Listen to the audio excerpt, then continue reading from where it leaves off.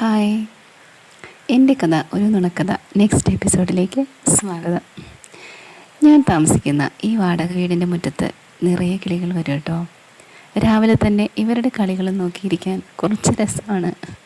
ഇന്ന് ഞാൻ ചിന്തിക്കുകയായിരുന്നു, ഞാനും ഒരു കുഞ്ഞിക്കിളിയായിരുന്നു. എപ്പോഴും ചിരിച്ചുകൊണ്ടിരിക്കുന്ന, കൊച്ചു കാര്യങ്ങൾക്ക് പോലും കുറേ പൊട്ടിച്ചിരിക്കുന്ന, കൂടെയുള്ളവരെ എപ്പോഴും ചിരിച്ചു കാണാൻ മാത്രം ഇഷ്ടപ്പെട്ടിരുന്ന, അതിനുവേണ്ടി ചില്ലറ കോമാളിത്തരങ്ങളൊക്കെ ചെയ്തിരുന്ന, എല്ലാവർക്കും എന്നെ ഒത്തിരി ഇഷ്ടമാണെന്ന് നിഷ്കളങ്കമായി വിശ്വസിച്ചിരുന്ന ഒരു ചിലച്ചാട്ടിക്കിളി. ഇന്ന് ഒത്തിരി വർഷങ്ങൾക്കിപ്പുറം ഞാൻ എന്നെക്കുറിച്ച് ആലോചിക്കുകയായിരുന്നു. ശരിയാണ്, ഞാൻ ഒരുപാട് മാറിയിരിക്കുന്നു. എന്നിലെ ആ പഴയ ഞാൻ മരിച്ചു പോയിരിക്കുന്നു. ബന്ധങ്ങളിലെ കാപട്യവും സ്വാർത്ഥത മാത്രം നിറഞ്ഞ ചുറ്റുമുള്ള മനുഷ്യരും എന്നെ ഒത്തിരി മാറ്റിയിരിക്കുന്നു. ഒരുപാട് വർഷങ്ങൾക്ക് ശേഷമാണ് ഞാൻ തിരിച്ചറിയുന്നത്, മറ്റുള്ളവർ ചിരിച്ചു കാണാൻ ഞാൻ ഒത്തിരി ആഗ്രഹിച്ചിരുന്നെങ്കിലും എൻ്റെ മുഖത്ത് പുഞ്ചിരി വിരിയുന്നത് കാണാൻ ആരും ആഗ്രഹിച്ചിരുന്നില്ലെന്നും, അതിനുവേണ്ടി ആരും കാത്തു നിന്നിരുന്നില്ലെന്നും, ആരും കരഞ്ഞു കാണുന്നത് ഇഷ്ടമല്ലായിരുന്നെങ്കിലും എൻ്റെ കണ്ണുനീർ ആരെയും വേദനിപ്പിച്ചിരുന്നില്ലെന്നും വൈകിയാണ് ഞാൻ തിരിച്ചറിഞ്ഞത്.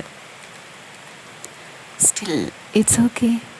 കാരണം ചില തിരിച്ചറിവുകൾക്ക് വേഗത കുറവാണ്.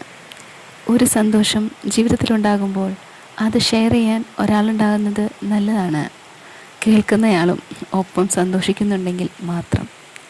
ഇപ്പോൾ ഒന്നെനിക്കറിയാം, നമ്മുടെ സന്തോഷങ്ങൾ മറ്റൊരാളെയും സന്തോഷിപ്പിക്കുന്നില്ലെങ്കിലും നമ്മുടെ ഹൃദയത്തെ സന്തോഷിപ്പിച്ചാൽ മാത്രം മതി.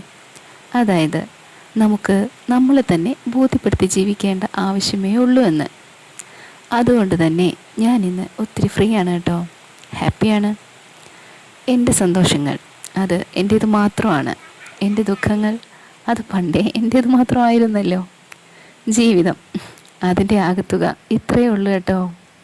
അതിനപ്പുറം എന്തെങ്കിലും ഉണ്ടെങ്കിൽ തന്നെ അത് ബോണസായിട്ട് കൂട്ടിയാൽ മതി. അപ്പോൾ പിന്നെ നോ വറീസ്. ഇപ്പോഴത്തെ എൻ്റെ കൊച്ചു സന്തോഷം ഈ ചാനലാണ്. എന്നും വെറുതെ സ്വപ്നം കാണും എൻ്റെ ഈ കൊച്ചു സന്തോഷം വളർന്ന് പന്തലിച്ച് ഒരു വടവൃക്ഷമായി തീരുന്നത്. ഈ സ്വപ്നം കാണാൻ ആരാണാവോ എന്നെ പഠിപ്പിച്ചത്. എനിവേ, അതാരായാലും ഈ സ്വപ്നത്തിൽ നിങ്ങൾക്ക് സന്തോഷം തോന്നുന്നുണ്ടെങ്കിൽ സബ്സ്ക്രൈബ് ചെയ്യാം കേട്ടോ. നിങ്ങളുടെ തോട്ട്സും ഷെയർ ചെയ്യണം കമൻസായി. അപ്പോഴൊക്കെ വീണ്ടും സന്ധിക്കും വരേക്കും വണക്കം.